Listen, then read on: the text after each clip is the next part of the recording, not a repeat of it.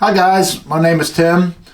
I'm here today just to talk about the channel and where it's going from here. I'm also here to introduce myself today, tell you a little bit about me, and it all goes back to 1988. I started off on the volunteer fire department. I was really interested in that. I had a fun time learning all the tactics and attending all the training for firefighting. And then I had a chance to go over to the emergency preparedness section of the county, which was based on search and rescue, working disasters, doing storm spotting. And I had a good time doing that and learning all the things that were associated with that, because I was in Kansas, and Kansas is kind of the hot spot for tornadoes and things of that nature. So I got interested in the emergency preparedness side, and from there I started working a K-9 that was trained to be search and rescue. My grandfather helped me with him. My grandfather was a K-9 trainer himself, so I learned a lot of things from him during my time. And we started working my dog towards doing search and rescue, and we got certified. And most of our call outs were for elderly people who had wandered away from the nursing homes, and we were able to track them and find them. And then I even got called out one time for a lost child who ended up just being a boy playing hide and seek with his mother, and guess what? We won. We found him.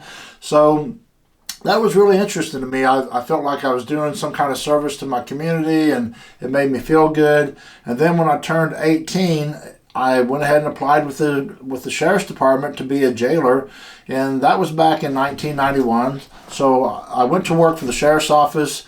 As a correctional officer, I was in charge of the inmates, moving them from cell to cell, taking them out to recreation, taking them to court, and even I was accepted over the yard crew where I'd take them out to clean up the drug seized properties and bring them back and forth to the sheriff's office. And that was a pretty big responsibility for an 18-year-old, but I enjoyed it. I learned how to transport prisoners, and I learned a lot about just the way jails work. And not to mention, I got to book everybody in, so I got to see what everybody's drunks and druggies and everything looked like that was coming through the jail cells. So I got a lot of education through doing that.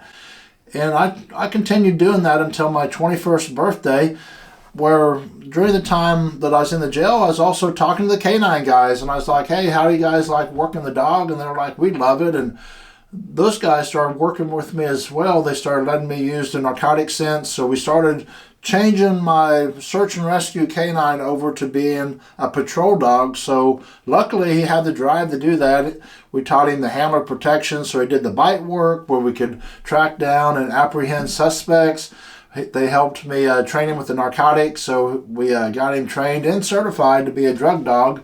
And that was a really cool experience. And on my 21st birthday, I was able to hit the streets as a patrol K-9 deputy, and that was really something, because back in those days, it was really hard to get onto a sheriff's department, and anytime you applied, usually you're going against 30 to 60 other people that wanted that job. People were lined up, and really no one hardly ever quit the sheriff's departments back in those days. Everyone stayed until they retired, or maybe they found another job in law enforcement where they moved up to it.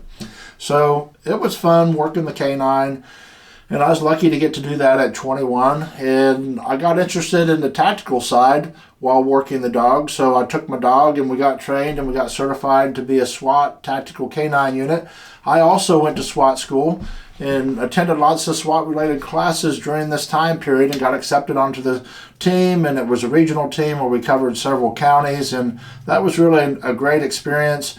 It taught me a lot about not only being a better shooter, but more about the tactical side, how to think things out, how to talk to people, how to negotiate, and how to peacefully resolve situations.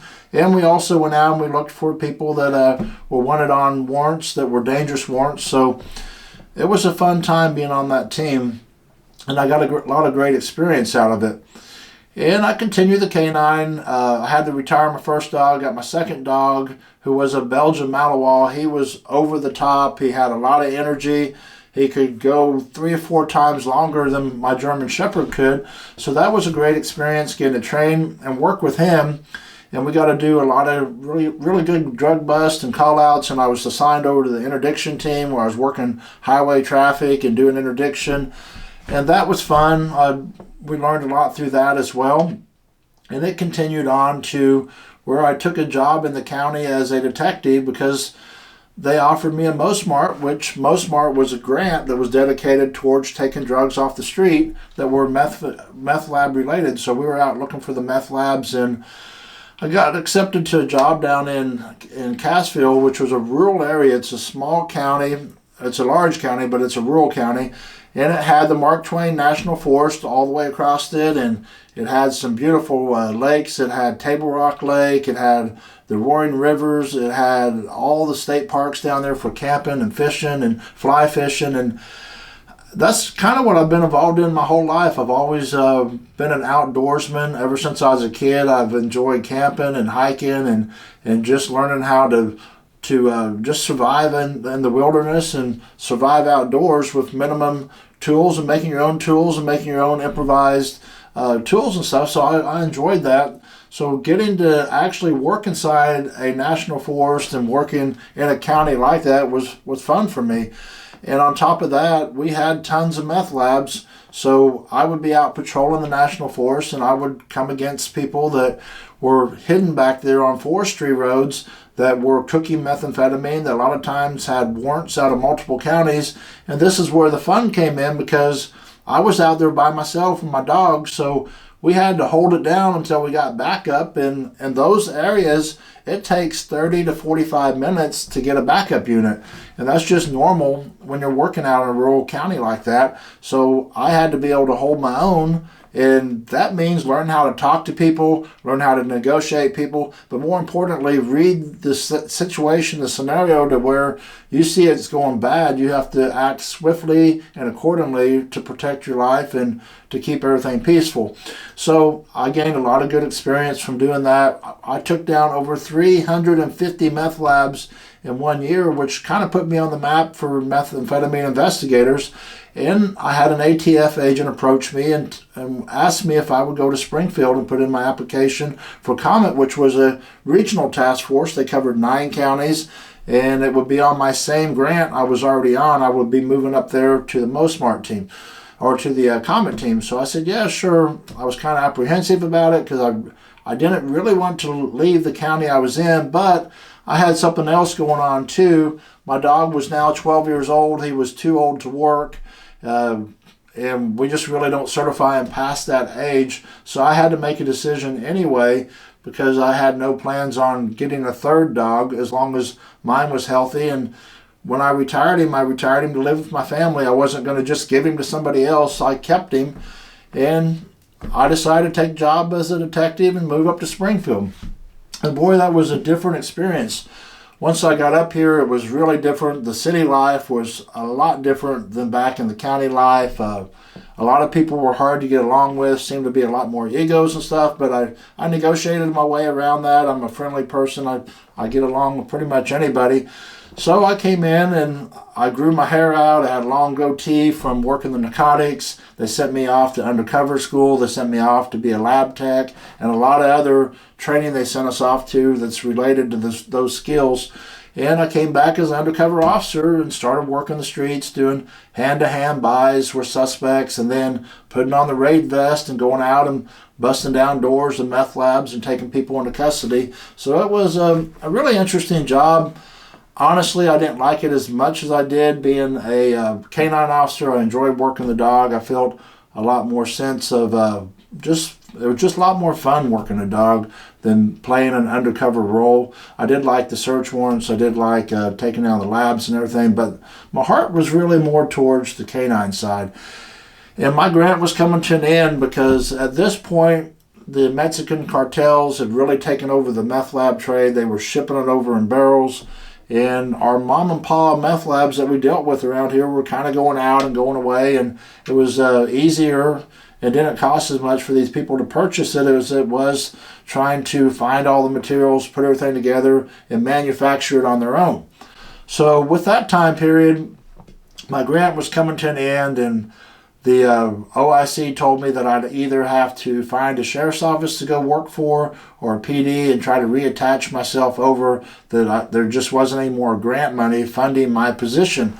And at that time, the Springfield Police Department had some issues too way back then. A lot of their officers were quitting all at once just because of some retirement plan issues that they had at that time period. So a bunch of those guys were going over to the BNSF Railroad, and I didn't know anything about it. The guys were like, "Hey, your grant's coming in. This is a good opportunity for you to come work with us over on the railroad." And I said, "Well, what's going on over there?" They said they pay us a lot of money, and we sit on a train as a conductor, and just put your application in and see what happens. And secretly I didn't tell those guys that, but ever since I was a little kid, I always kind of wanted to work on the train and drive the train and be a part of that. I remember seeing the guys go by and wave at you at the railroad crossings as a little kid, and I always thought that looked like a really cool deal to ride on one of those engines or on one of those cabooses. And growing up, that seemed like it would be fun. So I said, why not? I'm going to put in. It's a chance for me to make a lot more money, and why not? So I put my name in, and I showed up for the interviews, and boy, was I ever discouraged. There was over 200 people show up in this hotel to take the testing process, and I was like, man, I don't have a chance at getting this. And on top of that, they wanted a hair sample from me for a drug test, and I was scared to death because my hair was all the way past the middle of my shoulders. And I said, I've been in meth labs, I've been around all kinds of drug stuff. What's the chance of that being stuck in my hair? And ended up, it wasn't a chance at all. I passed the drug test with no problems. I took all the testing, and I got hired, and I was surprised. But later I learned they really liked the police officers over at the railroad just because we could pass the drug test, and we're used to all kinds of screwed up hours and shifts, which that's what the railroad is as well. So I got the job, and I started making money, and boy, did I make the money. I was making 4 times what I was being paid on the task force, and I thought life was good. But that all come crashing down to an end back in 2008. As the economy went down, so did the jobs on the railroad, just because you weren't shipping as much across the nation. There wasn't so much demand. They started making the trains longer. So in being a seniority number and at the bottom of that seniority scale, I didn't have a job anymore. And I was told that I could stay on the railroad, but I'd have to either go to Alliance, Nebraska or Gillette, Wyoming. And neither one of those places seemed like a good idea. So I decided to just stay here and see what happens and get into the bail bond business. At the time, I had a small apartment complex, and it was originally a hotel that I converted over to a complex because I've always been an entrepreneur, and I've always tried to grow, my business and have a side job as a deputy. At one time, we had a marina with a restaurant and gas pumps, a convenience store, and we rented out wave runners and pontoon boats, and we did that for a couple of years while I was working as a police officer, and that was fun. But it was just a lot of hours during the summer. It seemed like it took up our whole summer trying to run our business. So I was already kind of used to business and having a side hustle. My mom, the apartment complex that I was growing out from a motel originally belonged to my mom, and that's where I grew up at. And whenever she passed away, I decided to try to change that from a motel to an apartment. So I was talking to a person that was an engineer to help me get that project done. I was kind of telling them my story, and they're like, "Hey, have you tried bail bonds?" And I said, "No, I haven't tried bail bonds at all. Tell me about it." And she's like, "Well, my friend is a bondsman in the St. Louis area. She makes tons of money, and secretly she always wanted to be a bondsman." So I was like, "Why not? Let's put our minds together and see what we got." So her, along with my ex-wife, we all got together and we formed a bail bond company. And we started going out and doing a really good job. We were doing great on our marketing. And I'm also had the investigation skills. So I started offering my services as a private investigator.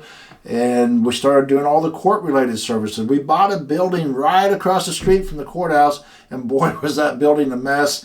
But we had put money in it. We rehabbed it. And it's a 14,000 square foot building that now is a training facility for us. But being across the street from the court, we were able to offer a lot of services. So we did the ankle bracelets that were GPS, the house arrest bracelets, alcohol bracelets, drug testing, DNA testing, everything you could think of we were doing out of that office. And we were having a really great time and trying to make money on it. Some of the things we were doing wasn't making money at all, and some of the things we were doing were. So we just kept it going, and it grew into a bounty hunting service where we were going all over the United States, chasing down fugitives, picking them up, bringing them back to Missouri to answer to the charges for the bail bondsmen that they were running from. So that became a really great business. I enjoyed doing that. It was fun. I was able to use the skills from law enforcement to do it, and we had a good time with it. However, at that same time, there was a lot of crime in Springfield, and a guy approached us and said, hey, I've been using some security guard companies in town, and I continue to have a problem. I know you guys are bounty hunters, because part of growing your business is becoming a member of the Chamber of Commerce. And I was really hooked into the business community. I was networking with all types of business people. I was getting my name out there, and I was in those circles. So one of the people in the circles, they knew who we were. They knew that we had the bounty hunting service. So he's like, hey, can you start doing this? Can you do security for me and catch our criminal? Because he's cleaning us out every night. I said, well, what are they doing? He said, well, they're coming across our fence, and they have bolt cutters, and we have the big semi trucks, and they're taking the battery boxes, and they're cutting the cables and taking the cables, the batteries, and the whole deal, and leaving with them. And I was like, yeah, I'm sure we could do something. So I checked in with my buddies over at the police department. I said, hey, is there any issues that we're going to run into with this? And they're like, no, really, there's not. It's a citizen arrest if you catch him. I was like, okay, that's fair enough. So we started doing that, and we hid out in the yard, and sure enough, here comes the guys over the fence, and they had the bolt cutters, and they were sneaking along, and we got them. As soon as they took the battery box off, we let them cut the first cable, and we took them down, 2 of them out there in the yard. We called the police department out. The police made the arrest, and it was good, But the problem was, this guy's like, hey, you guys are doing a great job. Why don't you do security? And we're like, well, we really don't do security. I have no interest in growing the business that way. We're busy doing everything else. And he started telling all the other people in town about us. And next thing you know, our phone's ringing off the hook for security guard service. And we have the blacked out Chargers with the prisoner seats in them, and we have the Tahoes, and that was kind of our business model for going around hooking up bracelets and bringing back fugitives and everything. So we kind of had that security look to us, but the cars were all undercover and unmarked, and I was like, man, I'm really not sure about this. And he's like, you got to get into it. We need a good security company in town. So I said, okay, we'll give it a shot. But the problem is, we didn't have the insurance to do that, and I didn't even know how to charge for those type of services. So we just took a shot at it, and it grew. And it grew quick. And next thing you know, we have 25, 30 accounts. We have subdivisions. We have all kinds of stuff coming in at us. But my passion was more towards the K9, and as being a private investigator, I was working a lot of fires. So I was training up a Belgian Malinois to be able to go out and do arson scenes, because we didn't have an arson dog in the whole entire state. So training up an accelerant dog was very useful, because I could take him in the fire scene to help me with that. And it would also help us with our marketing, because it got our name out that we had a dog. So I started growing that, and I started looking around. There was no bomb dog, and now that we're going to do security, I decided to train up another Malinois to be a bomb dog. So I start training this dog, and he's doing great. And I take him, and his name was Nitro, and I took Striker, and we went over to Napwater, and I joined back up with him. I've been a Napwater handler the whole time I was working my patrol dog, my narcotic dog. So I said, hey, you have certifications for this, and they did. So we attended the courses, and we got certified in narcotics. We got certified in explosives, and with the other dog, we got certified in accelerants. So I started offering those dogs out. But there was a movie out called Max, and this movie had made parents go out and buy their kids Belgian Malinois as pets to be like the dog Max, and they didn't realize that Belgian Malinois aren't really pets. They're working dogs, and they would come home to their house half destroyed by these dogs, and they were shipping them off to the pound because they couldn't have that. Lucky for us, we rescued them, and we started training them and repurposing them, and we actually grew the K9 unit to 12 K9 teams, which got to be huge for us. And I was able to put more K9s out as explosive dogs, but I trained a bunch of them over to narcotics and guns. So when we went out to a school district, not only could we search the lockers for narcotics, but if there was a gun in a locker or someone's bag, he would alert on that as well. So that gave the school a bigger benefit calling us in to do that. So that continued to grow as well and took off, and we were going so many different directions. we started getting all these contracts from amusement parks that were in the area down in Branson, and shows, and concerts, and the security business kept growing. And I met a lady named Natalie. We become great friends and grew our friendship from there.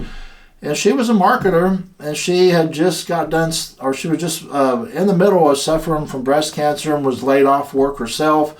And I was like, would you mind doing some marketing for me? And next thing you know, she's growing the accounts even more. And little did I know before that, her mom had been a Kansas City police sergeant, so she had a lot of experience around what we were doing anyway, growing up with a mom that was a sergeant for the police department.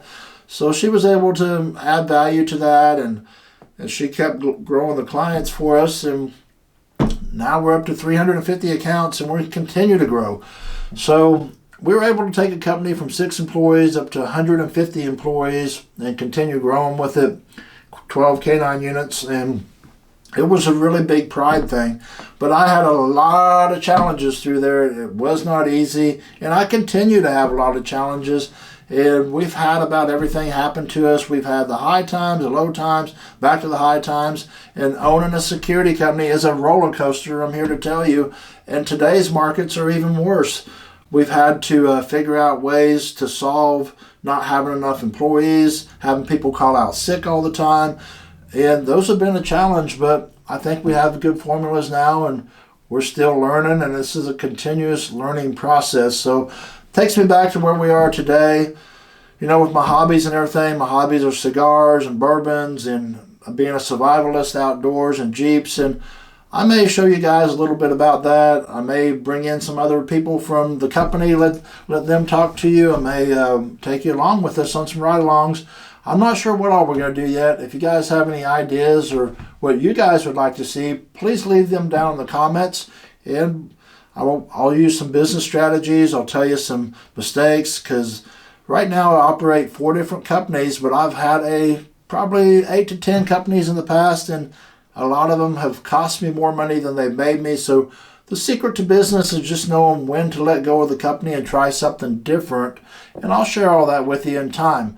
But that's all I got for today. I'm Tim, and I look forward to hanging out and talking with you guys, and as always, stay caffeinated.